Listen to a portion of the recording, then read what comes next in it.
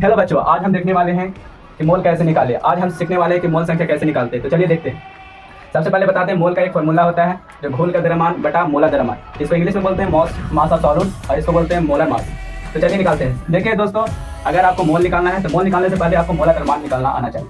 तो चलिए आगे इसका निकालते हैं। मोलर द्रव्यमान आगे निकालना सिखाते हैं, फिर सिखाएंगे मोल कैसे निकालेंगे। हाइड्रोजन का जो एटॉमिक मास होता है वो 1 होता है, तो 1 लिख देते हैं। और यहाँ 2 है तो 2 से गुना कर देंगे। प्लस सल्फर का जो एटॉमिक मास होता है वो 32 होता है, तो 32 लिख देते हैं।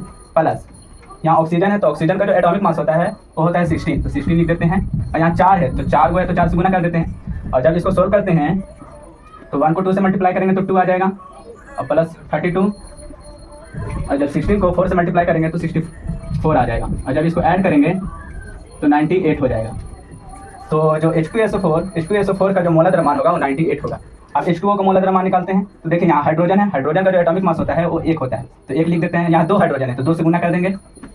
प्लस यहाँ ऑक्सीजन है तो ऑक्सीजन का जो एटॉमिक मास होता है वो 16 होता है, तो 16 लिख देते हैं। और जब इसको सोल्व करेंगे तो 1 को 2 से मल्टीप्लाई करेंगे तो 2 प्लस 16, टोटल हो गया 18। इसका मतलब हुआ कि जो H2SO4 का है वो 98 है मोलर द्रव्यमान, और H2O का मोलर द्रव्यमान 18 है। चलिए अब यहाँ पर